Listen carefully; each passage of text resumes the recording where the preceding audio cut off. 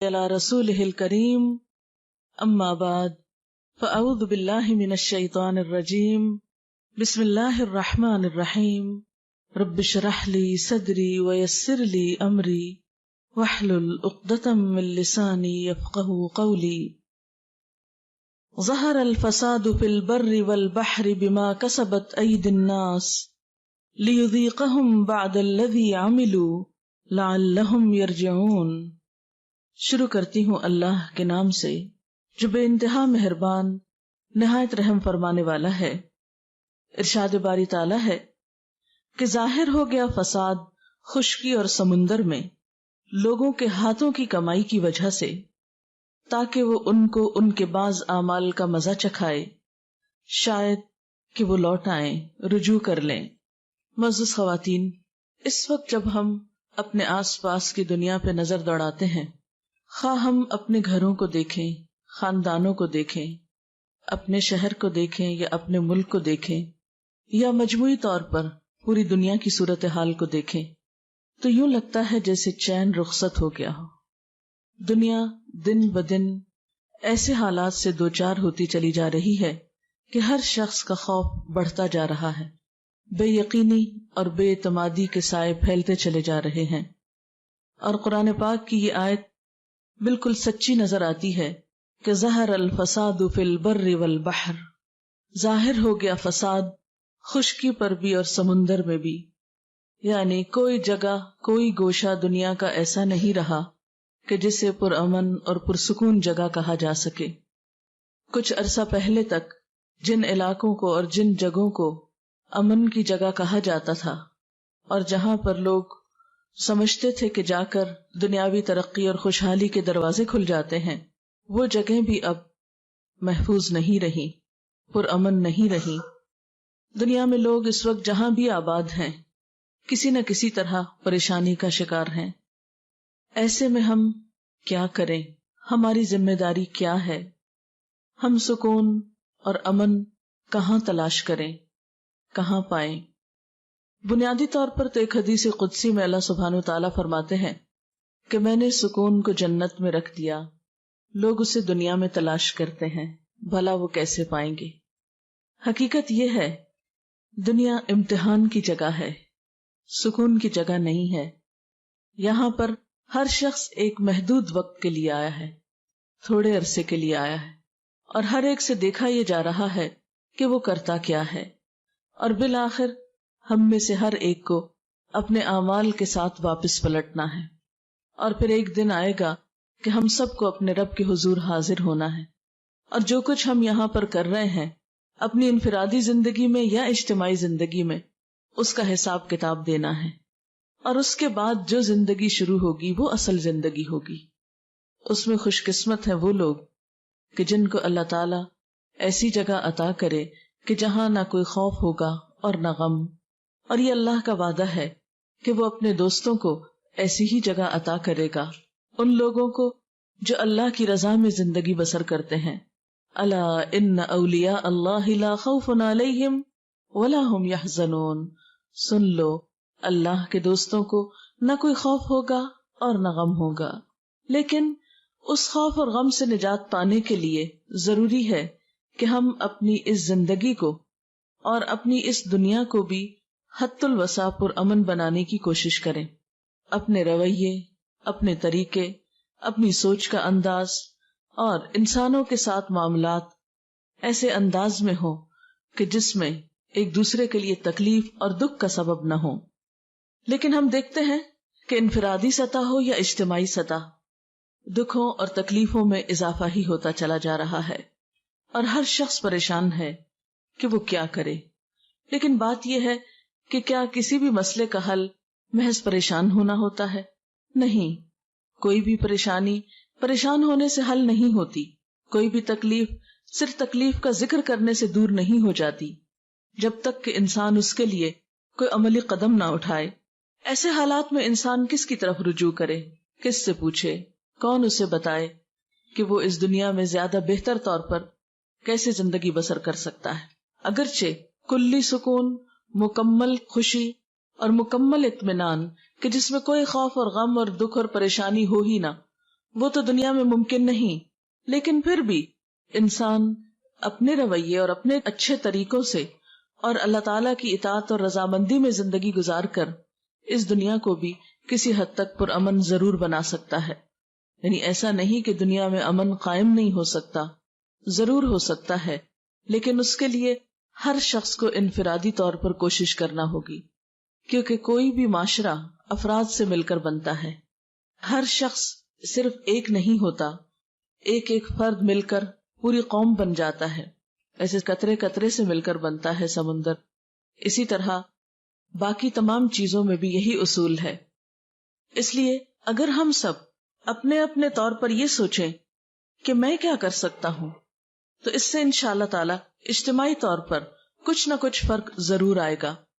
آپ دیکھیں کہ جب موسم بدلتا ہے، مثلا گرمی یا سردی میں بدلتا ہے، تو اس کی ابتدا تھوڑی تھوڑی تبدیلی سے ہوتی ہے. ایسا نہیں ہوتا کہ شدید گرمی میں شدید سردی آ جائے. ایک موسم سے دوسرے موسم تک آنے میں وقت لگتا ہے، ہلکی ہلکی تبدیلیاں ہوتے. مثلا جب سردیوں سے گرمیاں آتی ہیں تو عموماً دن گرم ہونے لگتے ہیں، راتیں ٹھنڈی ہوتی ہیں، پھر آہستہ آہستہ وہ گرمی پھیلتی چلی جاتی ہے، حتیٰ کہ گرمی کی شدت کا ایک وقت ایسا آتا ہے کہ راتیں بھی ٹھنڈی نہیں رہتی. لیکن اس کے بعد پھر ایک وقت آتا ہے کہ موسم تبدیل ہونا شروع ہوتا ہے. تو یہ فطرت کا جو اصول ہے یہ زندگی کے تمام چیزوں میں ہے. مثلا ایک پودا چھوٹا سا شروع ہوتا ہے، بڑھتے بڑھتے پھیلتے پھیلتے ایک پورا درخت بن جاتا ہے. پھر وہ خود درخت ہی نہیں رہتا بلکہ سایہ بھی دیتا ہے، اور بعض اوقات اگر پھلدار ہو تو پھل بھی دیتا ہے، اور پھر مدتوں دیتا چلا جاتا ہے. لیکن یہ سب کچھ ایک دن میں نہیں ہوتا. ہاں یہ ضرور ہوتا ہے کہ پہلے دن ہر پودا ایک بیج ہی ہوتا ہے اور ایک چھوٹی معمولی سی چیز ہی ہوتا ہے. بہرحال اگر ہم سب مل جل کر کوشش کریں تو ایسا نہیں کہ یہ بات ناممکنات میں سے ہو کہ ہمارے خاندانوں میں، ہمارے گھرانوں میں، ہمارے رشتہ داروں کے اندر اور ہماری دنیا کے اندر امن اور سکون نہ ہو سکے. لیکن اس کے لیے ہمیں رجوع کرنا ہوگا اسی ہستی کی طرف جس نے ہمیں بنایا، جس کی طرف سے ہم آئے اور جس کی طرف ہمیں لوٹ کر جانا ہے.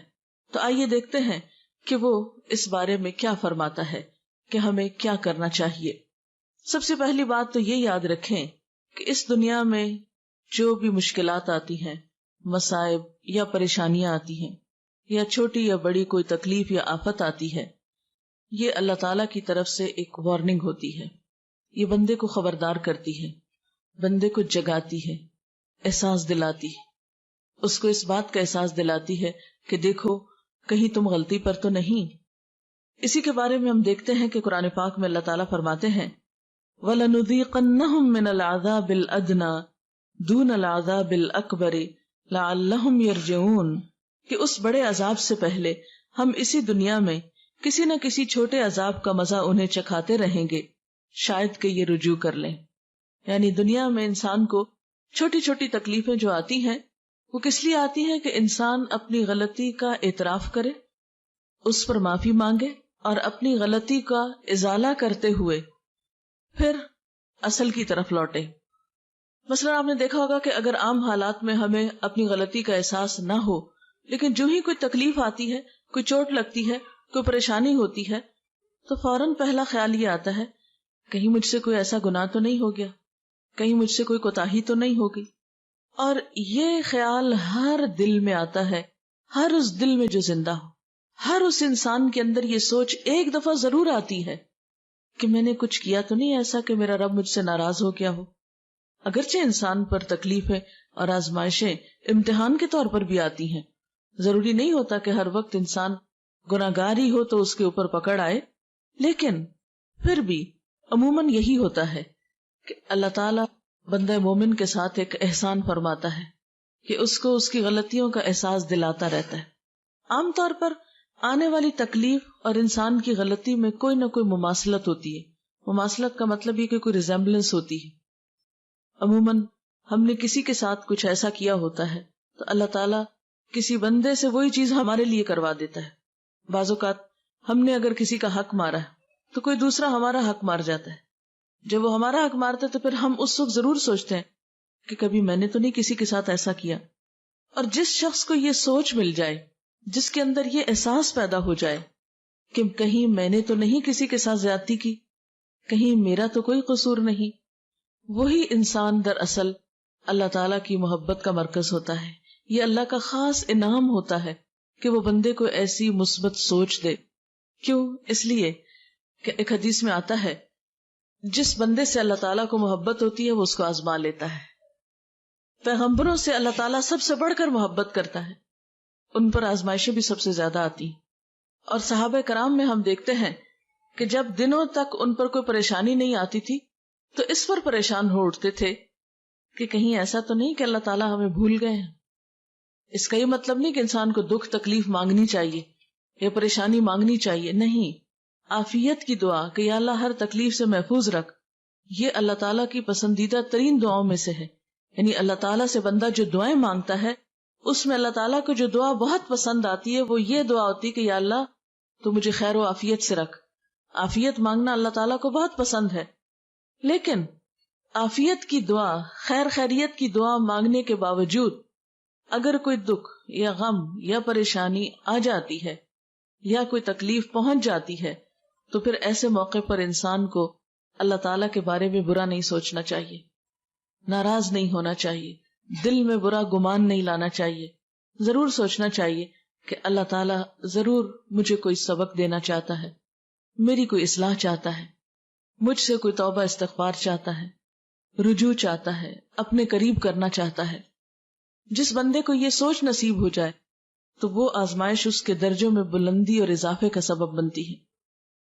ایک حدیث میں آتا ہے کہ سب سے زیادہ تکلیف انبیاء کو آتی ہے جو اللہ کے بہت پیارے ہوتے ہیں، پھر جو اس سے قریب ہوتے ہیں، جو اس سے قریب ہوتے ہیں، جو اس سے قریب ہوتے ہیں. عام طور پر تو ہم یہ دیکھتے ہیں کہ جب کسی انسان پہ کوئی تکلیف آتی ہے تو لوگ عموماً اس کے بارے میں برا خیال کرنے لگتے کہ اس نے ضرور کوئی خرابی کی ہوگی، اس کے نعوذ باللہ گناہوں کی شامت ہوگی، یا کوئی نہ کوئی بات بنا لیتے ہیں اور اس کو اس شخص کے حق میں برا سمجھتے ہیں. نہیں، جب کسی پر کوئی تکلیف آئے، کسی پر کوئی آزمائش آئے تو ہمیشہ یہ سوچنا چاہیے کہ اس پر اللہ کا ایک امتحان آ گیا ہے. لیکن اگر اپنے پہ کوئی تکلیف آئے تو اپنے بارے میں یہ ضرور سوچنا چاہیے کہ کہیں مجھ سے کوئی غلطی تو نہیں ہوئی، کہیں میرے سے کوئی کوتاہی تو نہیں ہو گئی کہ جو اللہ تعالیٰ کو پسند نہیں آئی اور اب اللہ تعالیٰ مجھے یاد دلانا چاہتا ہے. اور واقعی ایسا ہوتا ہے کہ بعض اوقات ہمیں ایک بات بھولی بھی ہوتی ہے، ہم نے اللہ تعالیٰ سے عہد کیا ہوتا ہے یا کسی بندے سے کوئی وعدہ کر رکھا ہوتا ہے یا اور اسی طرح کا ہم نے کوئی گناہ یا قصور کیا ہوتا ہے اور پھر اس پہ توبہ کرنی بھی یاد نہیں رہتی، یا یہ کہ خوب اپنے آپ کو تعویلیں دے دیتے ہیں کہ نہیں ہمارا تو قصور ہی کوئی نہیں. اور جب چوٹ لگتی ہے، تکلیف پہنچتی ہے تو پھر انسان کو واقعی کھل کھل کے یاد آنے لگتا ہے کہ ہاں میں نے بھی تو فلاں کے ساتھ ایسا ہی کیا تھا. مثلاً اگر ہمیں کوئی تکلیف کسی بندے کی طرف سے آئی ہو، یا یہ کہ میں نے کسی کا مذاق اڑایا تھا یا کسی کو تانا دیا تھا یا کسی کے بارے میں برا سوچا تھا، تو اللہ تعالیٰ نے مجھے وہ میرے سامنے لا کر دکھایا. کیونکہ ایک حدیث میں آتا ہے کہ جب کسی بندے پہ کوئی تکلیف آتی ہے اور کوئی شخص اس پہ ہنستا ہے یا خوش ہوتا ہے، جس کو شماتت الاعداء بھی کہا جاتا ہے کہ دشمنوں کا خوش ہونا، کیونکہ ہوتا ہے نا انسانوں کے درمیان باہم جیلسیز ہوتی ہیں، سب لوگوں کو دوسروں کی نعمتیں اور بھلائیاں اچھی نہیں لگتی. ایسے میں جب کسی پہ تکلیف آتی ہے تو بعض اوقات تو بڑی ہمدردی آتی، لیکن بعض لوگ ایسے بھی ہوتے ہیں کہ جنہیں کسی کی تکلیف دے کر خوشی ہوتی، وہ دل میں خوش ہوتے ہیں، چلو اچھا ہے، مزہ چکھے، اس کو بھی پتہ چلے. یعنی اس طرح کی بھی شیطان نیگیٹو خیالات انسان کے دل میں بری باتیں ڈالتا ہے.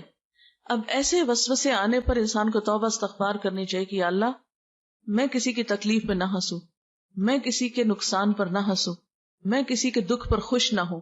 کیوں؟ اس لیے کہ جب کوئی شخص کسی کے دکھ پر خوش ہوتا ہے تو اللہ تعالیٰ اس کو اسی میں مبتلا کر دیتا ہے اور اس شخص کو پھر اس سے نکال لیتا ہے. اسی لیے ہمیں نبی صلی اللہ علیہ وسلم نے وہ دعا سکھائی ہے، جب کسی مصیبت زدہ کو دیکھو تو دعا پڑھو، الحمدللہ الذی عافانی ممن ابتلاہ بہ، کہ اللہ کا لاکھ شکر ہے، سب تعریف اور شکر اس ذات کے لیے جس نے مجھے عافیت میں رکھا، مجھے بچا کے رکھا، مجھے محفوظ رکھا اس مصیبت سے جس میں اس نے دوسرے کو مبتلا کیا. کیونکہ اللہ تعالیٰ کیا چاہتا ہے کہ اگر کسی ایک بندے پہ تکلیف آئے تو باقی بندے اسے ہمدردی کریں، اس کا دکھ بانٹیں، اس کے کام آئیں، اس کو اچھا مشورہ دیں، اس کی اس تکلیف کو دور کرنے کی کوشش کریں. کیونکہ جب کوئی شخص کسی بندے سے تکلیف دور کرتا ہے تو اللہ تعالیٰ کا وعدہ ہے کہ اللہ تعالیٰ بھی اس بندے سے دنیا اور آخرت کی تکلیف دور کرے گا. یعنی اگر کوئی بندہ کسی کے کام آتا ہے تو اللہ تعالیٰ اس کے کام آئے گا. ایک اور حدیث میں آتا ہے کہ اللہ تعالیٰ اس بندے کی مدد میں رہتا ہے جب تک کہ وہ بندہ کسی بندے کی مدد کرتا رہتا ہے. آپ نے دیکھا ہوگا کہ چھوٹے بچے بعض اوقات گرتے ہیں یا انہیں کچھ چوٹ لگتی ہے تو سب ہنسنا شروع کر دیتے ہیں. یہ ہنسنے کا موقع نہیں ہوتا. ایسے میں بعض اوقات بے اختیار ہنسی آ بھی جاتی ہے. یعنی وہ کوئی ایسے اینگل پہ گرتا ہے یا کوئی ایسے شکل ہو جاتی ہے اس کی کہ انسان ایک دم اپنے ہنسی پہ کنٹرول نہیں کر سکتا, لیکن فوراً ہی توبہ استغفار کرنی چاہیے. ہنسنے کا موقع نہیں ہوتا. مثلا کوئی چھلکے سے پھسل گیا, کسی کی ہڈی ٹوٹ گئی. اب دیکھیں لوگ جو اپریل پھول مناتے ہیں اس میں بھی کیا کرتے ہیں, دوسروں کو پریشان کر کے, دوسروں کو تکلیف دے کے خود ہنس رہے ہوتے ہیں. تو یہ ہمارے معاشرے کی ایک ٹریجڈی ہے, دوسروں کے دکھ پہ ہنسنا, دوسروں کی مصیبت پہ خوش ہونا, کبھی ظاہری اور کبھی دل میں. لیکن جو بندہ اس عادت بد کا شکار ہو اسے یاد رکھنا چاہیے کہ جب تک وہ خود اس مصیبت میں مبتلا نہ ہوگا وہ دنیا سے نہیں جائے گا, کیونکہ یہ اللہ کا وعدہ ہے کہ دوسروں کی مصیبت پہ ہنسنے والے کو موت سے پہلے اس مصیبت میں مبتلا کروں گا.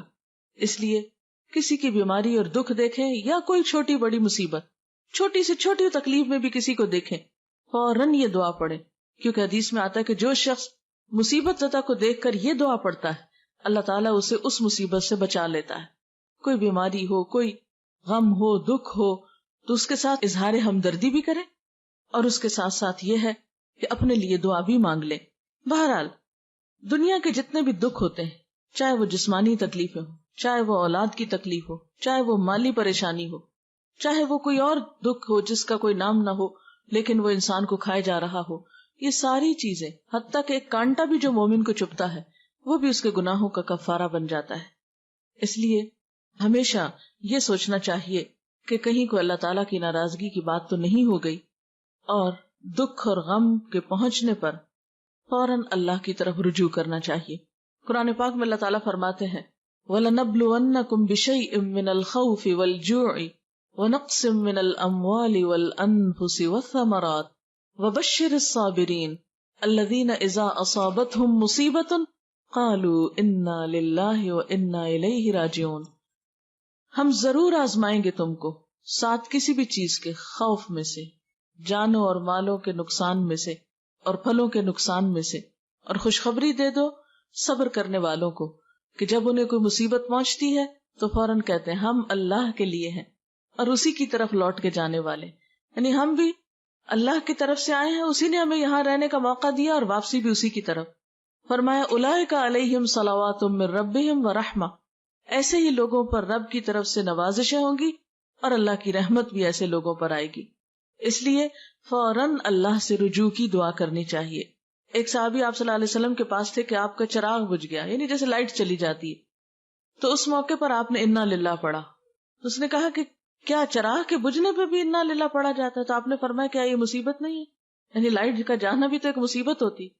ایسے موقع پر بھی انسان فوراً اللہ کو یاد کرے, چھوٹی تکلیف ہو یا بڑی تکلیف ہو, جسمانی ہو یا روحانی ہو, مالی ہو یا بدنی ہو, کچھ بھی ہو.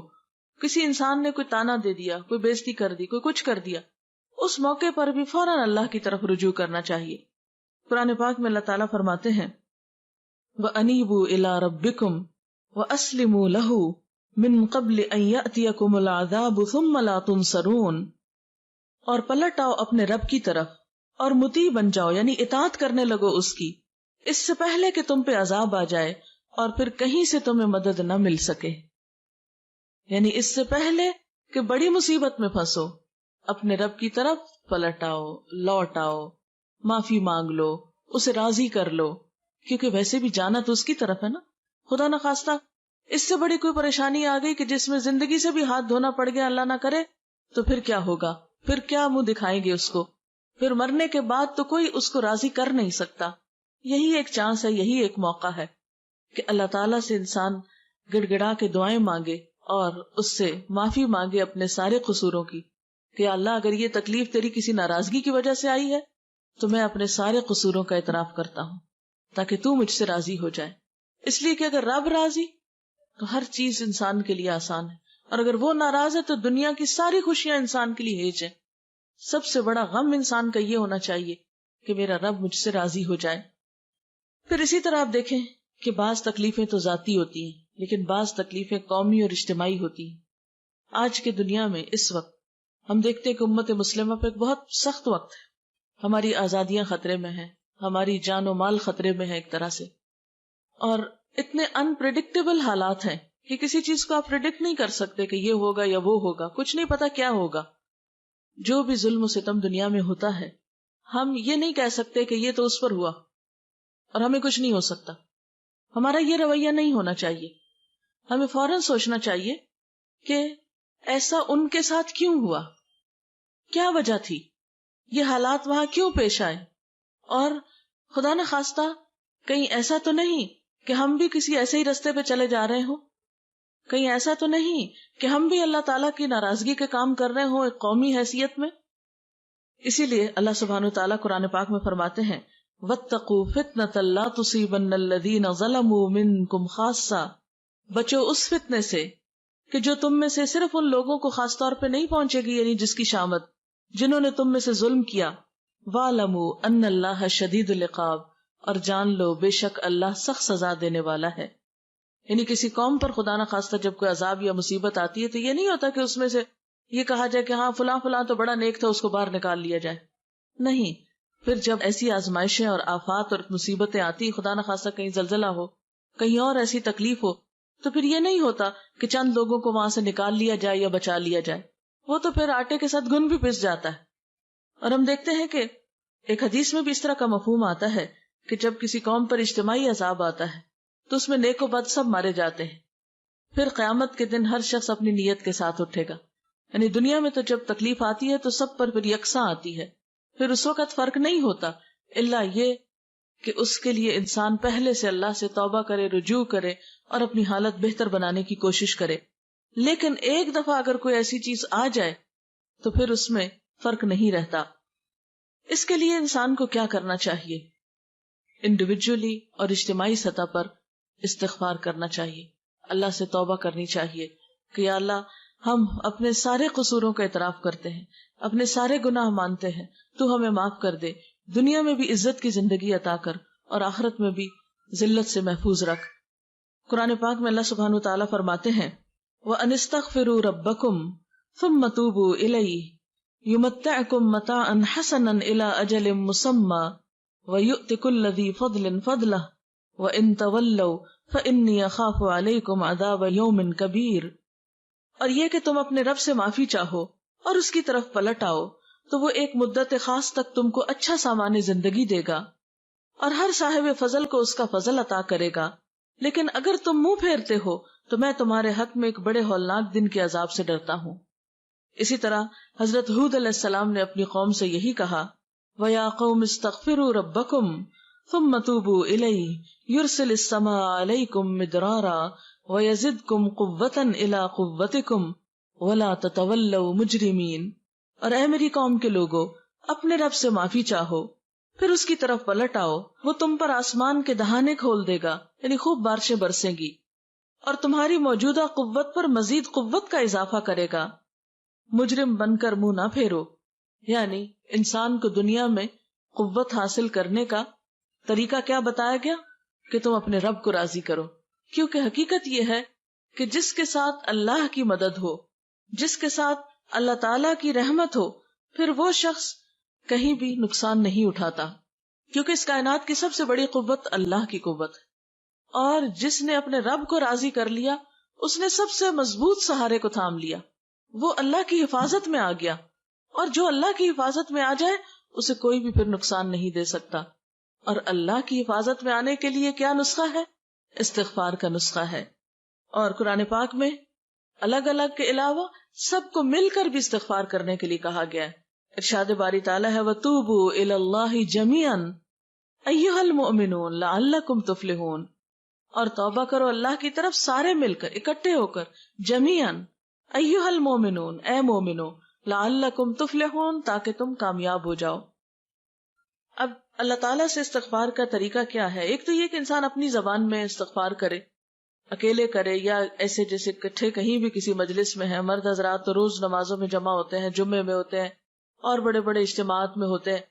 اب ہم دیکھتے ہیں کہ مثلاً ملک میں جیسے ملین مارچ تو بہت ہو رہے ہیں، لیکن میں نے ابھی تک تو نہیں پڑھا، شاید میرا علم اتنا نہ ہو، کسی ملین مارچ میں سب نے مل کر کو استغفار کی ہو. ٹھیک ہے، دوسروں کو ان کی غلطیوں پہ بلیم کرتے ہیں، لیکن اس کے ساتھ ساتھ ہمیں اپنی غلطیوں کو دیکھنا چاہیے. ہم مسلمانوں کو اپنے قصوروں کو بھی دیکھنا چاہیے کہ ہم میں کہاں ہے اتحاد، کہاں ہے ایک دوسرے کا دکھ درد، کہاں ہے ایک دوسرے کو کلمہ حق کہنے کی عادت، کہ کوئی خرابی کر رہا ہو تو ہم اس کو اچھی طرح بلائیں، یا کوئی اگر غلط کام کر رہا ہے تو عموماً ہم کہتے ہیں ٹھیک ہے اس کی مرضی، کرتا تو کرتا رہے. ہم دیکھتے بھی ہیں تو سمجھاتے نہیں. مثلا آپ کسی خاندان میں ہی دیکھ لیں، پہلے کیا ہوتا تھا کہ گھر کے بڑے بزرگوں کا ایک مقام ہوتا تھا کہ کہیں پر بھی خاندان میں کوئی خرابی، کہیں کوئی زیادتی دیکھتے تھے تو مل ملا کر اس کو ٹھیک کرنے کی کوشش کرتے تھے. کہیں کسی کے اوپر کوئی آفت مصیبت ہوتی تھی تو سب پہنچ کر اس کی مصیبت میں اس کا ہاتھ بٹاتے تھے. لیکن اب آپ دیکھیں کہ زندگیاں کیا ہیں، ہر کوئی اپنی دنیا میں مصروف ہے. کسی پہ اچھا وقت ہے تو ہمیں کیا، اور کسی پہ اگر تکلیف ہے تو ہمیں کیا. کوئی آگے بڑھ کر کسی کی مدد کرنے کو تیار نہیں ہوتا. یہ رویہ جو ہے یہ سب کے لیے پھر نقصان دہ ہوتا ہے. آج اگر کوئی تکلیف ہے تو کل ہم خدا نخواستہ ہو سکتے ہیں. اگر آج ہم کسی کے کام نہیں آتے تو کل کوئی ہمیں کیوں پوچھے گا.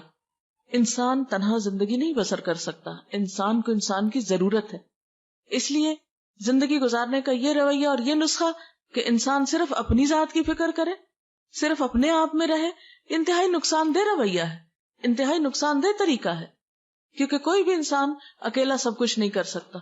ہم یہ نہیں کر سکتے کہ اس سے تکلیف پہنچی تو اس سے کاٹ کے بیٹھ گئے، اس نے تھوڑا بہت کچھ کہہ دیا تو اس سے ناراض ہو گئے، کسی تیسرے نے کچھ کہہ دیا تو اس سے بول چال بند کر لی. بھلا ہم آئسولیٹ ہو کر سب سے کٹ کے کہاں رہ سکتے ہیں. اس لیے ہمیں ایک دوسرے کو تھامنا بھی ہے، ایک دوسرے کو اچھائی کی طرف بلانا بھی ہے، برائی سے روکنا بھی ہے اور استغفار بھی کرنا ہے. پھر اس کے ساتھ ساتھ یہ کہ کثرت سے اللہ تعالیٰ کا ذکر کرنا چاہیے. ٹھیک ہے، اگر دنیا کے حالات ہم نہیں بدل سکتے، اپنے آپ کو تو بدل سکتے ہیں نا. اگر دنیا میں اس وقت تباہی اور بربادی ہے، یا اس کے سامان نظر آتے ہیں، یا حشر سامانیاں نظر آتی ہیں، تو ایسے موقع پر کم از کم ہم اپنے آپ کو تو سنبھالیں، ہم اپنے اندر تو سکون پیدا کریں. تو اس کے لیے کیا ہے، یا ایھا الذین آمنوا اذکروا اللہ ذکرا کثیرا وسبحوہ بکرۃ واصیلا. اے لوگو جو ایمان لائے ہو، اللہ کو یاد کرو کثرت کے ساتھ، بہت زیادہ اس کا ذکر کرو، اور صبح و شام اس کی تسبیح بیان کرو. اس لیے اٹھتے بیٹھتے چلتے پھرتے کثرت سے اللہ کا ذکر کرنا چاہیے. اس لیے کہ الا بذکر اللہ تطمئن القلوب، سنو اللہ کے ذکر سے دل اطمینان پاتے ہیں، دلوں کا سکون اللہ کے ذکر میں ہے. اگر انسان باہر کے حالات نہیں بدل سکتا اور اپنا اندر مطمئن ہے تو بہت سے فیصلے بھی بہت آسانی سے کر سکتا ہے. اس کے لیے صبر لازم ہے. اس لیے قرآن پاک میں اللہ تعالیٰ فرماتے ہیں یا ایھا الذین آمنوا استعینوا بالصبر والصلاۃ، اے لوگو جو ایمان لائے ہو صبر اور نماز سے مدد مانگو. یعنی مشکلات میں کیا کرو، صبر کے ساتھ اور اللہ سے مدد مانگتے ہوئے آگے بڑھنا چاہیے. کیونکہ ہر چیز اللہ کے ہاتھ میں ہے، اور جب اس سے مانگیں گے، اسے پکاریں گے اور وہ دعا سنے گا، تو اس سے بڑھ کر کسی کے پاس کوئی نسخہ نہیں ہے کسی بھی مسئلے کو حل کرنے کا. ٹھیک ہے، ہم دل کا بوجھ ہلکا کرنے کے لیے بہن بھائیوں سے شیئر کرتے ہیں، دوستوں سے شیئر کرتے ہیں، لیکن یاد رکھیے کہ ان کے پاس کوئی جادو کی چھڑی نہیں ہے. جادو کے اندر کیا طاقت ہے کہ جادو کی چھڑی کو ہم علاج سمجھے؟ وہ بھی کوئی چیز نہیں ہے. تو اصل مدد جو ہے وہ اللہ کی طرف سے آتی ہے، اور اس کے لیے انسان کو پھر نفل حاجت پڑھ کر اللہ تعالیٰ کی طرف رجوع کرنا چاہیے. اور پھر خاص طور پر یہ دعا پڑھنی چاہیے، ربنا افرغ علینا صبرا وثبت اقدامنا وانصرنا علی القوم الکافرین. اے ہمارے رب، ہم پر صبر ڈال دے اور ہمارے قدم جما دے، اور کافر قوم پر ہمیں مدد عطا فرما. فتنوں اور مصیبتوں اور آفتوں سے بچنے کے لیے خاص طور پر اللہ تعالیٰ سے دعا کرنی چاہیے کہ اللہ تعالیٰ ہمیں محفوظ رکھے. رسول اللہ صلی اللہ علیہ وسلم نے فرمایا، دعا نازل شدہ آفات اور جو ابھی نازل نہیں ہوئی سب کے لیے فائدہ مند ہے. یعنی دعا کا کرنا جو ہے وہ بہت فائدہ مند ہے. ان مصیبتوں کے لیے بھی فائدہ مند ہے جو آ چکی ہوں، اور ان مصیبتوں میں بھی دعا فائدہ دیتی ہے جو ابھی نہ آئی ہوں. اس لیے اللہ کے بندو خوب دعا کرو. اس کے بعد یہ ہے کہ قرآن پاک سے مضبوط تعلق قائم کرنا چاہیے، کیونکہ قرآن پاک نجات کا ذریعہ ہے. رسول اللہ صلی اللہ علیہ وسلم نے فرمایا، ان قریب ایک بڑا فتنہ سر اٹھائے گا. صحابی نے عرض کیا، اس فتنے میں ذریعہ نجات کیا ہوگا؟ یعنی فتنہ تو ہوگا، مصیبت تو ہوگی، پھر ہم کیسے بچیں گے اس سے؟ فرمایا، اللہ کی کتاب، یعنی قرآن حکیم ایک ایسا نسخہ ہے کہ جس کے ذریعے انسان فتنوں سے محفوظ رہ سکتا ہے۔ اس کتاب میں تم سے پہلے گزرے ہوئے لوگوں کے حالات ہیں، تم سے بعد ہونے والی باتوں کی خبر ہے، تمہارے آپس کے معاملات کا فیصلہ ہے۔ جو کوئی اسے چھوڑ کر کسی اور بات کو اپنی ہدایت کا ذریعہ بنائے گا، اللہ اسے گمراہ کر دے گا۔ اللہ کی مضبوط رسی یہی ہے، یہی حکمتوں سے بھری ہوئی یاد دہانی ہے، یہی بالکل سیدھی راہ ہے۔ جس نے اس کے ساتھ بات کی سچ کہا، جس نے اس پہ عمل کیا اجر پائے گا، اور جس نے اس کی بنیاد پہ فیصلہ کیا اس نے انصاف کیا۔ اس لیے انفرادی زندگی ہو یا اجتماعی زندگی ہو یا قومی زندگی ہو، ان سب میں نجات کا ذریعہ صحیح اور درست فیصلے، بہترین رہنمائی اور اللہ کی مدد کا ذریعہ اللہ کی کتاب کو تھامنا ہے۔ اور حقیقت یہ کہ اللہ تعالیٰ نے یہ کتاب بھیجی ہماری رہنمائی کے لیے تھی کہ جب دنیا میں مشکلات ہوں، تکلیفیں اور پریشانیاں ہوں تو پھر ہم کیا کریں۔ لیکن ہم زیادہ اس سے کیا رہنمائی لیتے ہیں؟ اچھا کہ اس مشکل میں کیا وظیفہ پڑھ لیں۔ یہ کتاب وظیفوں کی کتاب نہیں ہے۔ ذالک الکتاب لا ریب فیہ ھدی للمتقین، یہ کتاب جس میں کوئی شک نہیں، متقی لوگوں کی ہدایت کے لیے آئی ہے۔ یہ ہمیں بتاتی ہے کہ ہمارا معاملہ اپنی ذات کے ساتھ کیا ہونا چاہیے، رشتہ داروں کے ساتھ کیا ہونا چاہیے، اور باقی مسلمانوں کے ساتھ کیا ہونا چاہیے، اور پوری دنیا کے لوگوں کے ساتھ کیا ہونا چاہیے۔ زندہ رہنے کے بہترین اصول کیا ہیں، ہر معاملے میں یہ گائیڈ کرتی ہے۔ اللہ تعالیٰ فرماتے ہیں کہ لَقَدْ أَنزَلْنَا إِلَيْكُمْ كِتَابًا فِيهِ ذِكْرُكُمْ، ہم نے تمہاری طرف کتاب اتاری ہے جس میں تمہارا اپنا ذکر ہے، تمہاری ہی باتیں ہیں۔ تو جس چیز میں ہمارا ذکر ہے، ہماری باتیں، اور ہم ہی نہ پڑھیں تو ہمیں کون پھر گائیڈ کر سکتا ہے، کون ہمیں رہنمائی دے سکتا ہے؟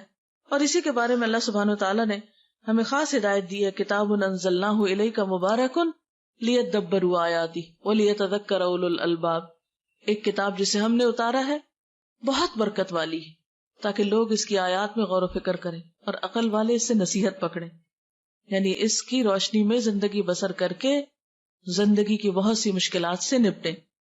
پھر اس کے بعد یہ ہے کہ آپ صلی اللہ علیہ وسلم نے یہ بھی فرمایا، خیرکم من تعلم القرآن وعلمہ، تم میں بہترین ہے وہ لوگ جو قرآن سیکھیں اور سکھائیں، یعنی اگر آتا ہے تو دوسروں کو سکھائیں، اگر نہیں آتا تو سیکھنے کی کوشش کریں۔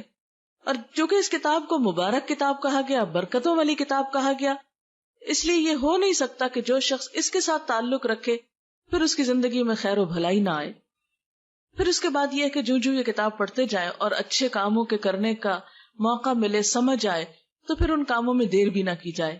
نبی صلی اللہ علیہ وسلم نے فرمایا، بادروا بالاعمال فتنا کقطع اللیل المظلم، لوگو نیک کام کرنے میں جلدی کرو ان فتنوں سے پہلے جو ایک تاریک رات کے ٹکڑوں کی طرح ہر طرف چھائے ہوئے ہوں گے، یعنی اس سے پہلے کہ نیکی کی مہلت چلی جائے اور ایسی مصیبتیں اور آفات اور پریشانیاں اور فتنے آ جائیں کہ جو کالی رات سے بھی زیادہ سیاہ ہوں، کہ جن میں انسان کو پھر یہ سمجھ نہ آئے کہ وہ جائے کدھر۔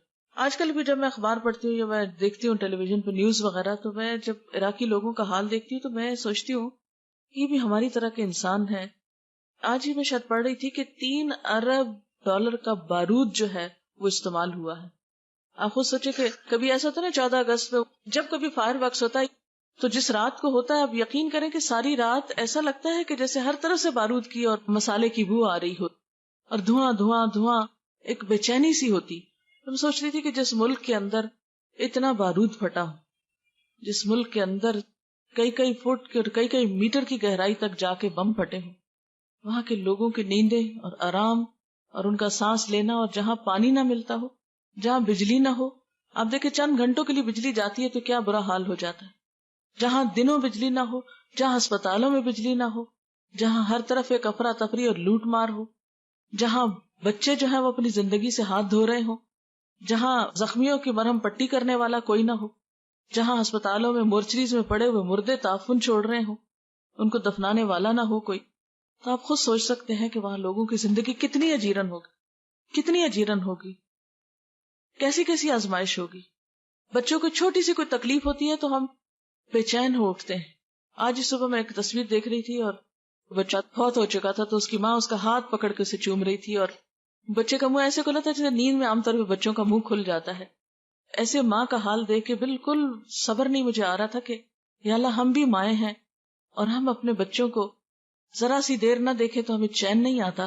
یہ بھی انسان ہیں، یہ بھی مائیں ہیں، اور ان کو اپنے کوئی مستقبل کا نہیں پتا کہ امن ہوگا کہ نہیں، زندگی ہوگی کہ نہیں، کھانے کو ملے گا کہ نہیں، کاروبار بنے گے کہ نہیں، جابز ملیں گے کہ نہیں، ہر چیز کی بے یقینی.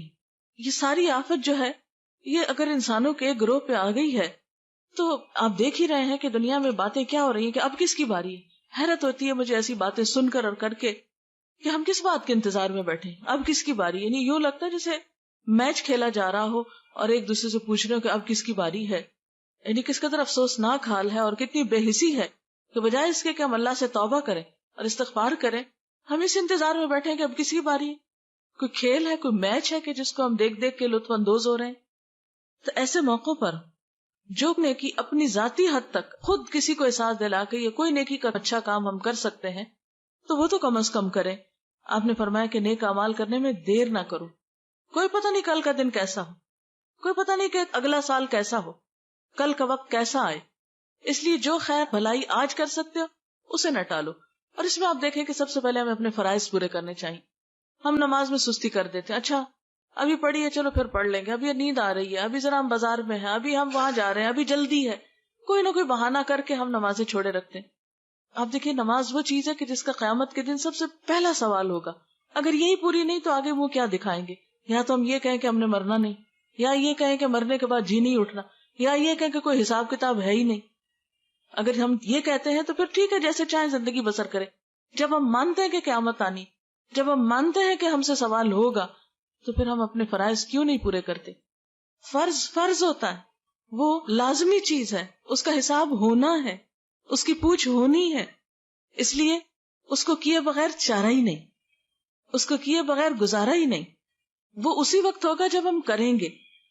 تو اس لیے سب سے پہلی چیز تو ہمیں اپنے فرائض کے کرنے میں اپنی نمازوں کی پابندی اور اپنے باقی فرائض جو ہمارے حقوق العباد کی طرف مثلاً جو ہے ان کی طرف ہمیں توجہ دینی چاہیے.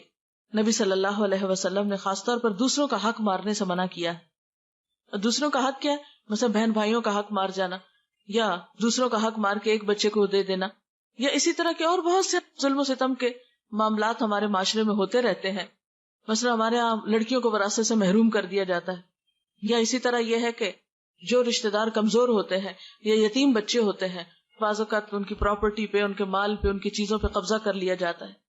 تو یہ ساری ظلم کی قسمیں ہیں. اور آپ کو یہ تو معلوم ہے کہ بندے جب تک حق معاف نہیں کریں گے اللہ تعالیٰ بھی معاف نہیں کریں گے. حقوق العباد کی ادائیگی جو ہے وہ بہت ضروری ہے. اس کے لیے آپ صلی اللہ علیہ وسلم نے فرمایا ظلم کرنے سے بچو، اس لیے کہ ظلم قیامت والے دن اندھیروں کا باعث ہوگا. یعنی کہ ظلم جو ہے وہ اندھیرے کی شکل میں انسان کے ساتھ ہوگا قیامت کے دن. اندھیرا کیسی چیز ہوتی ہے کہ آپ بیٹھے اور لائٹ چلی گئی تو ایک دم دل پھٹنے لگتا ہے کہ یہ کیا، یعنی ایک ناپسندیدہ چیز ہے. تو قیامت کا دن جو اتنا طویل دن ہوگا وہاں اگر انسان اندھیروں میں ہو تو اس کے پاس کیا باقی رہا. پھر اسی طرح یہ ہے کہ صدقہ خیرات کا خصوصی اہتمام کرنا چاہیے. کسی بھی آفت، تکلیف، مصیبت پہ تھوڑا ہو یا زیادہ کچھ نہ کچھ صدقہ ضرور کرنا چاہیے. آپ صلی اللہ علیہ وسلم نے فرمایا صدقہ و خیرات میں جلدی کرو، اس لیے کہ بلا صدقے سے نہیں بڑھتی. یعنی جب انسان صدقہ کرتا ہے تو بلائیں جو ہیں وہ واپس پلٹ جاتی ہیں. ایک اور موقع پہ فرمایا صدقہ اللہ کے غضب کو ٹھنڈا کرتا ہے اور بری موت سے بچاتا ہے انسان کو. پھر اسی طرح یہ ہے کہ ہمیں صرف خود اچھے کام نہیں کرنے، دوسروں کو بھی بتانے ہیں. نیکی کا حکم دینا اور برائیوں سے روکنا. اللہ تعالیٰ فرماتے ہیں والعصر ان الانسان لفی خسر الا الذین آمنوا وعملوا الصالحات وتواصوا بالحق وتواصوا بالصبر. قسم ہے زمانے کی، بے شک انسان خسارے میں ہے سوائے ان لوگوں کے جو ایمان لائے، جنہوں نے نیک عمل کیے، ایک دوسرے کو حق بات کہی اور ایک دوسرے کو صبر کی تلقین کی. تو اس سے بھی کیا پتہ چلتا ہے کہ انسان نقصان سے بچ ہی نہیں سکتا جب تک کہ ذاتی زندگی میں اچھے کام یعنی ایمان اور عمل صالح کے ساتھ ساتھ ایک دوسرے کو حق بات نہ کہے. بعض اوقات ہم ایک بات اپنے دل میں محسوس کر رہے ہوتے ہیں کہ بات سچی یہ ہے اور حقیقت یہ ہے، لیکن ہم دوسرے کے لحاظ میں اس کو نہیں بتاتے کہ دوسرا مائنڈ کر جائے گا، دوسرے کو اچھا نہیں لگے گا. یہاں آپ دیکھ رہے ہیں کہ اللہ تعالیٰ قسم کھا کے فرما رہے ہیں، زمانے کی قسم ہے، انسان نقصان میں ہے جب تک کہ یہ چار کام نہ کرے. ایک دوسرے کو حق بات نہ کہے، ایک دوسرے کو سچی بات نہ بتائے، ایک دوسرے کی خیر خواہی نہ کرے، اور ایک دوسرے کو تکلیف اور دکھ اور مصیبت کے وقت تھامے نہیں، صبر کی تلقین نہ کرے. پھر اسی طرح آپ صلی اللہ علیہ وسلم نے فرمایا قسم ہے اس ذات کی جس کے ہاتھ میں میری جان ہے، تم ضرور نیکی کا حکم دو گے، ضرور برائی سے روکو گے، ورنہ قریب ہے کہ اللہ تعالیٰ تم پر اپنی طرف سے کوئی عذاب بھیج دے، پھر تم اس سے دعائیں کرو گے لیکن وہ قبول نہیں کی جائیں گی۔ یعنی جب تک تم نیکی نہ پھیلاؤ، جب تک لوگوں کو برے کاموں سے نہ روکو، ظلم و زیادتی سے نہ روکو، تو پھر ایسا نہ ہو کہ تم پہ وہ وقت آ جائے کہ تمہاری دعائیں نہ قبول ہوں۔ پھر اس کے ساتھ ساتھ یہ کہ لوگوں کو آپس میں جوڑنے کی کوشش کرنی چاہیے۔ امت مسلمہ کا ہر دور میں بہت بڑا المیہ یہ رہا ہے کہ وہ آپس میں ایک دوسرے کے دشمن رہیں، ان کے دل پھٹے رہیں، اور شیطان کا یہ سب سے بڑا وار ہوتا ہے کہ ان کو آپس میں لڑاؤ۔ یعنی کتنے افسوس کی بات ہے کہ سب ایک رب کو مانے، ایک دین کو مانے، ایک کتاب کو مانے، ایک مقصد مانے زندگی کا، اور پھر آپس میں ایک دوسرے سے جڑ کے نہ رہیں۔ اور یاد رکھیں، ایک دوسرے سے صرف اس وقت جڑا جا سکتا ہے جب انسان دوسروں کی غلطیوں کو معاف کر دے، ان کی غلطیوں سے درگزر کرے، ان کی برائی کے جواب میں اچھائی کرے۔ ادفع باللتی ہی احسن فاذا الذی بینک وبینہ عداوۃ کأنہ ولی حمیم۔ کوئی برا کر بھی جائے تو تم برائی کا جواب کس سے دو؟ اچھے طریقے سے دو، تو پھر وہ شخص جس کے اور تمہارے درمیان عداوت ہے وہ ایسے ہو جائے گا جیسے دلی دوست ہو، ولی حمیم، گہرے دوست کی طرح ہو جائے گا دشمن بھی۔ لیکن آج افسوس یہ کہ دشمنوں کو تو دور کی بات کہ ہم دوست بنائیں، ہم نے تو دوستوں کو دشمن بنا لیا ہے، اپنے بھی دشمن بنتے جا رہے ہیں، اپنے بھی ایک دوسرے سے دور ہوتے چلے جا رہے ہیں۔ یہ انسان کے لیے کوئی اچھی علامت تو نہیں، یہ اللہ کی رحمت کی علامت تو نہیں۔ اللہ کی رحمت، اللہ کا احسان، اور انسان اس دنیا میں اس وقت نعمتوں سے متمتع ہوتا ہے جب انسان خوش ہوتا ہے، انسانوں کے بیچ میں ہوتا۔ آپ اکیلے خوش نہیں ہو سکتے، اکیلے کتنا ہنسیں گے؟ اگر آپ سب سے کٹ کے اپنی ذات میں رہنا شروع کر دیں، کتنا ہنسیں گے آپ ہنس بھی نہیں سکتے۔ آپ روتے ہو، کوئی آپ کو آنسو پوچھنے والا نہیں ہوگا۔ اصل میں آپ صلی اللہ علیہ وسلم نے فرمایا، کیا میں تم کو بتاؤں کہ قیامت کے دن مجھ سے سب سے زیادہ قریب کون لوگ ہوں گے؟ مجلس کے اعتبار سے یعنی سب سے قریب میرے کون بیٹھے ہوں گے؟ وہ لوگ جو منکسر المزاج ہوں گے، المعطئون اکنافا، کندھے جھکا کے رکھنے والے یعنی عاجزی برتنے والے، الذین یألفون ویؤلفون، وہ لوگ جو محبت کرتے ہیں اور کیے جاتے ہیں، وہ دوسروں سے محبت کرتے ہیں اور دوسرے ان سے محبت کرتے ہیں۔ یعنی قیامت کے دن اللہ کے رسول صلی اللہ علیہ وسلم انہی لوگوں کو اپنے قریب کریں گے کہ جو محبت دینا اور لینا جانتے ہیں۔ ان بندوں میں کوئی خیر نہیں کہ جو کسی کو محبت دے نہ سکے اور محبت کروا نہ سکے۔ نفرتیں خریدنا بڑا آسان ہے، آپ ایک دو سنا دیں کسی کو، وہ آپ کی جان کا دشمن ہو جائے گا، کیا مشکل ہے۔ لیکن کسی انسان کو، اور وہ بھی اس کو کہ جو آپ سے دور بھاگتا ہو، آپ سے برا کرتا ہو، اس کو اپنا بنانا، یہی تو امتحان ہے، یہی تو ایک آزمائش ہے۔ اور جو شخص ان تکلیفوں پہ صبر کر سکتا ہے وہی ایک خوشحال زندگی بسر کر سکتا۔ خیر تنہا ہونے میں نہیں ہے، خیر مل جل کے رہنے میں ہے۔ جب خاندانوں کے اندر آپس میں محبتیں ہوتی تھی، آپس میں کھلے دل سے لوگ ایک دوسرے کو ملتے تھے تو اس کو انجوائے بھی کرتے تھے۔ جب سے ہم صرف اپنی ذات کے لیے بھلائی اور خیر اور صرف خود خوش ہونا چاہتے اور ہم سکڑتے چلے جا رہے تو اس میں حقیقی خوشیاں نہیں رہی۔ مثلا ایک بہو ہی آتی، پہلے تو سب سے شوہر کو اس کے ماں باپ سے کاٹتی ہے، پھر جب بچے پیدا ہوتے ہیں تو ان کو رشتہ داروں سے کاٹ دیتی ہے، اور صرف ایک یک رخا خاندان اپنے میکے کے ساتھ ہی جوڑ کے رکھنے کے ادھوری خوشیاں پاتی۔ لیکن وہ جو دونوں خاندانوں سے بنانا جانتی ہے وہ اصل خوشیاں پانا جانتی۔ لیکن یاد رکھیں کہ کچھ لوگ تو ہمیں محبت دیتے ہیں، کچھ کو ہمیں دینی پڑتی۔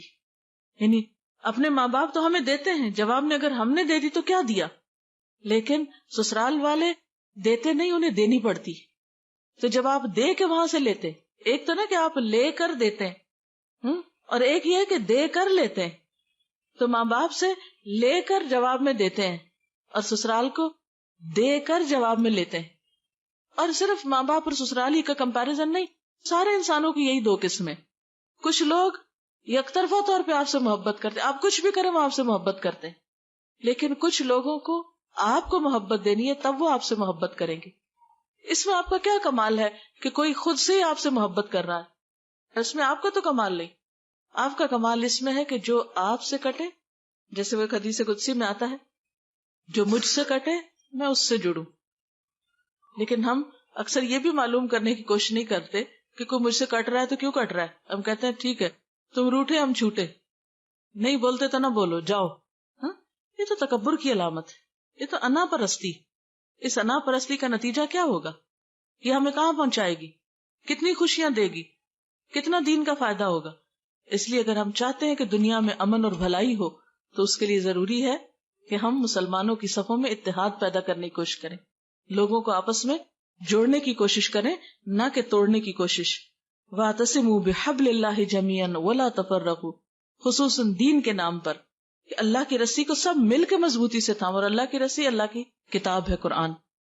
تو یہ اکیلے اکیلے نہیں تھاما جا سکتا اور نہ تھام کے رہ سکتے ہیں جب تک کہ آپ مل جل کر نہ اسے تھامیں. اور اس کے لیے تعصب, جلد بازی, بد اخلاقی, زبان درازی اور غیبت سے بچنا ہوگا. اس کے بغیر اتحاد نہیں پیدا ہوتا. اختلاف کے باوجود خیر خواہی, وسعت قلب, نہیں دل بڑا کر لیں, کیا ہوا؟ احترام انسانیت کو ملحوظ خاطر رکھیں. بے بنیاد باتوں, توہمات, بے فائدہ تبصروں اور بحث مباحثے سے پرہیز کریں. بعضوں کا جرا شروع کر دیتے ہیں, ہم چھوٹی چھوٹی باتوں پر اپنی رائے ٹھونسنے کی یا مسلط کرنے کی کوشش کرتے ہیں, اس سے بھی پھر خرابی پھیلتی. ہر قسم کے حالات, غم ہو یا خوشی, امن ہو یا جنگ, تعمیری کاموں کی رفتار میں کمی نہ آنے دیں. اور پھر اللہ پہ بھروسہ رکھیں, کیونکہ اگر اللہ کی مدد انسان کے ساتھ ہو تو کوئی نقصان نہیں دے سکتا. ان ینصرکم اللہ فلا غالب لکم, اگر اللہ تمہاری مدد کرے گا تو تم پہ کوئی غالب نہیں آ سکتا. وَإِن يَخْذُلْكُمْ, اگر وہ تم کو چھوڑ دے گا, فَمَنْ ذَا الَّذِي يَنصُرُكُمْ مِنْ بَعْدِهِ, تو کون ہے جو اس کے بعد تمہاری مدد کرے. وَعَلَى اللَّهِ فَلْيَتَوَكَّلِ الْمُؤْمِنُونَ, اور اللہ پر ہی بھروسہ رکھنا چاہیے مومنوں کو. ہر معاملے میں اللہ کی طرف رجوع ضروری ہے. اور پھر اللہ تعالیٰ کا وعدہ سچا ہے کہ مدد ضرور آئے گی, لیکن اس کے لیے تمہیں آگے بڑھنا ہوگا. اور وہ کیا ہے؟ یا ایھا الذین آمنوا, اے لوگو جو ایمان لائے, ان تنصروا اللہ ینصرکم وَيُثَبِّتْ أَقْدَامَكُمْ, اگر تم اللہ کی مدد کرو گے تو اللہ تمہاری مدد کرے گا اور تمہارے قدم جما دے گا. یعنی تم اللہ کے دین کی خدمت کرو گے, اللہ کی طرف رجوع کرو گے تو اس کی مدد بھی تمہاری طرف آئے. اگر تم اسے یاد نہیں کرو گے تو وہ تمہیں نہیں یاد کرے گا. اللہ کا وعدہ ہے فَاذْكُرُونِي أَذْكُرْكُمْ, تم مجھے یاد کرو میں تمہیں یاد رکھوں گا. پھر اسی طرح وَلَيَنْصُرَنَّ اللَّهَ مَن يَنْصُرُهُ, اللہ ضرور مدد کرے گا اس کی جو اس کی مدد کرے گا. اور اللہ کی مدد, اللہ کو ویسے تو مدد نہیں چاہیے, اللہ کی مدد سے مراد اللہ کے دین کی مدد ہے, اللہ کے دین کی خدمت ہے. لیکن اگر ہم اس کے دین کی مدد نہیں کریں گے, ہم آگے نہیں بڑھیں گے, تو وہ کیوں آگے بڑھے؟ اگر ہم اس کے دین کی خدمت نہیں کریں گے تو وہ پھر ہمارے لیے دنیا کے امن اور خوشحالی کو کیوں لائے؟ اور پھر آخری بات یہ کہ صرف باتیں ہی کرنے سے کام نہیں چلے گا جب تک کہ ہمارا عمل نہ بدلے. ہم ٹھوس کام نہ کریں, واقعی پروڈکٹیو کام نہ کریں. صرف نعرے بازی کرنا یا لفاظی کرنا یا جذباتی باتیں کرنا, اس سے کام نہیں چلے گا. اس کی بجائے ٹھوس بنیادوں پہ کام کرنے کی ضرورت ہے. ہر شخص صرف ماتم کر کے یا ایک دوسرے کو برا بھلا کہہ کے یا صرف غم میں آنسو بہا کے یہ سمجھے کہ ہم کامیاب ہو جائیں گے انفرادی یا قومی سطح پر, تو یہ کافی نہیں. اس کے لیے ہمیں تعلیم اور تربیت اور ہر طرح کے ہنر اور ٹیکنالوجی میں آگے بڑھنا ہوگا. اور یہ کام صرف باتوں سے نہیں ہوتا, اس کے لیے لمبی محنت اور کوشش کی ضرورت ہوتی. جس طرح ایک شخص آپ دیکھیں کہ زندگی میں جب قابل بنتا ہے تو اس کو سال لگتے ہیں, تو جب ایک قوم ترقی کرتی ہے تو اس کو پھر اور بھی زیادہ وقت لگتا ہے.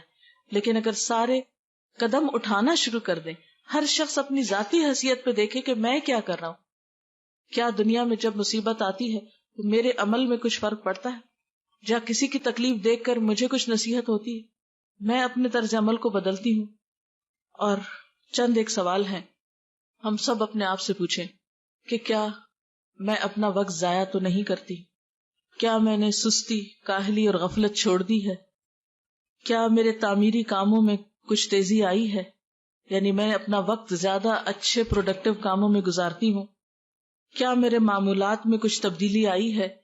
کیا میں نے زندگی کو محض سیر و تفریح اور صرف شاپنگ اور صرف گپ شپ اور پارٹیوں صرف یہی زندگی کو سمجھ رکھا ہے, یا کچھ تعمیری کام بھی میری زندگی میں ہے؟ کیا میں نے اپنے اندر اخلاقی خوبیاں پیدا کی ہیں اور برائیوں سے بچنا شروع کیا ہے؟ کیا میں نے اللہ کے دین کی خدمت کے لیے کوئی قربانی کی ہے؟ اگر آج مجھے موت آ جائے تو میں اللہ کو جواب دینے کے لیے اپنے آپ کو کتنا تیار پاتی ہوں؟ میں سمجھتی ہوں کہ میرے پاس اتنے عمل ہیں کہ میں اسے راضی کر سکوں، اور اگر نہیں تو کوشش کیے بغیر خود بخود تو جمع نہیں ہوں گے۔ اگر میں نہیں بدلتی تو دنیا کیسے بدلے گی؟ دنیا کے حالات کیسے بدل سکتے ہیں؟ اور اگر دنیا کے حالات نہ بھی بدل سکے تو کم از کم ہم اپنے آپ کو تو بدل لیں۔ افراد کے ہاتھوں میں ہے اقوام کی تقدیر، ہر فرد ہے ملت کے مقدر کا ستارہ۔ اللہ تعالیٰ سے دعا ہے کہ اللہ تعالیٰ ہمیں صحیح سوچ اور سمجھ دے اور بہترین عمل کی توفیق عطا فرمائے۔ وآخر دعوانا ان الحمد للہ رب العالمین۔ دعا کر لیتے۔ سبحان اللہ والحمد للہ ولا الہ الا اللہ واللہ اکبر ولا حول ولا قوة الا باللہ العلی العظیم۔ اللہم صل علی محمد وعلی آل محمد کما صلیت علی ابراہیم وعلی آل ابراہیم انک حمید مجید۔ اللہم بارک علی محمد وعلی آل محمد کما بارکت علی ابراہیم وعلی آل ابراہیم انک حمید مجید۔ ربنا آتنا فی الدنیا حسنۃ وفی الآخرۃ حسنۃ وقنا عذاب النار۔ ربنا لا تزغ قلوبنا بعد اذ ہدیتنا وہب لنا من لدنک رحمۃ انک انت الوہاب۔ ربنا ہب لنا من ازواجنا وذریاتنا قرۃ اعین واجعلنا للمتقین اماما۔ یا حی یا قیوم برحمتک نستغیث لا الہ الا اللہ انت الحلیم الکریم۔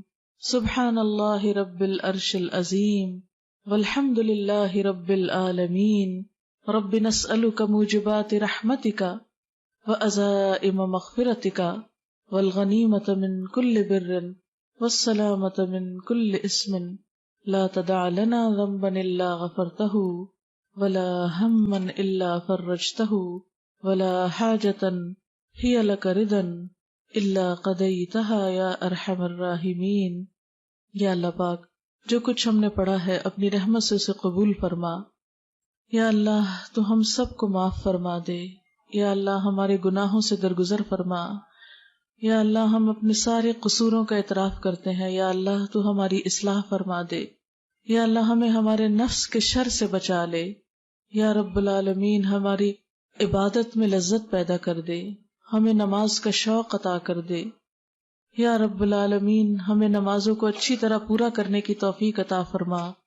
یا اللہ تو ہمیں صدقہ خیرات کی توفیق عطا فرما۔ یا اللہ تو نیکیوں کا شوق عطا کر دے، برائیوں سے نفرت دے دے۔ یا اللہ تو ہمارے گناہوں کو معاف کر دے۔ یا اللہ تو ہمیں قرآن پاک کی محبت عطا کر دے۔ یا رب العالمین تو ہمیں جنت الفردوس میں جگہ عطا فرمانا۔ یا اللہ دوزخ کے عذاب سے بچانا، دنیا کی تمام آزمائشوں سے محفوظ رکھنا۔ یا اللہ تو پاکستان کی حفاظت فرما۔ یا اللہ پاکستان کی حفاظت فرما۔ یا اللہ مسلمانوں کے دلوں کو باہم جوڑ دے، ان نفرتوں کو ختم کر دے۔ یا رب العالمین تو ہمارے گھرانوں میں سکون پیدا کر دے۔ یا اللہ ہمارے بچوں کو ہدایت عطا فرما۔ یا اللہ ہم سب کے دکھ دور فرما، بیماریاں اور تکلیفیں دور فرما۔ یا اللہ ساری بھلائی تیرے ہاتھ میں ہے، سارا اختیار تیرے پاس ہے۔ یا اللہ تو ہمیں قرآن کی سچی محبت عطا کر دے۔ یا اللہ تو ہمارے لیے نیکیوں کے راستے کھول دے۔ یا رب العالمین جتنی بہنیں آئی ہیں ان سب کا آنا قبول فرما۔ یا اللہ سب کے بچوں کو ہدایت عطا فرما، دنیا اور آخرت کی کامیابی عطا فرما۔ ہم سب کے والدین پر اپنی رحمت فرما۔ یا اللہ تو ہماری کوتاہیوں سے درگزر فرما۔ ربنا ہب لنا من ازواجنا وذریاتنا قرۃ اعین واجعلنا للمتقین اماما۔ لا حول ولا قوة الا باللہ العلی العظیم۔ ربنا لا تزغ قلوبنا بعد اذ ہدیتنا وہب لنا من لدنک رحمۃ انک انت الوہاب۔ ربنا لا تؤاخذنا ان نسینا او اخطأنا ربنا ولا تحمل علينا إصرا كما حملته على الذين من قبلنا ربنا ولا تحملنا ما لا طاقة لنا به واعف عنا واغفر لنا وارحمنا أنت مولانا فانصرنا على القوم الكافرين۔ یا اللہ پاک تو ہم سب پر اپنی رحمت نازل فرما۔ جنہوں نے اس مجلس کا اہتمام کیا ہے انہیں دنیا اور آخرت کی بھلائی عطا فرما، ان کے سارے دکھوں تکلیفوں اور پریشانیوں کو دور فرما، جتنی بہنیں یہاں آئی ہیں ان سب کے دکھ تکلیفیں پریشانیاں دور فرما، سب کو اپنی رحمتوں سے ڈھانپ لے۔ یا اللہ تو ہمیں قرآن پڑھنے کی توفیق دے، سمجھنے اور عمل کرنے کی توفیق دے، اور ہمارا انجام بہترین فرما۔ ربنا تقبل منا انک انت السمیع العلیم وتب علینا انک انت التواب الرحیم، وصلی اللہ تعالی علی خیر خلقہ محمد وعلی آلہ واصحابہ واہل بیتہ اجمعین برحمتک یا ارحم الراحمین۔ الہی آمین۔ سبحانک اللہم وبحمدک نشہد ان لا الہ الا انت نستغفرک ونتوب الیک۔ والسلام علیکم ورحمۃ اللہ وبرکاتہ۔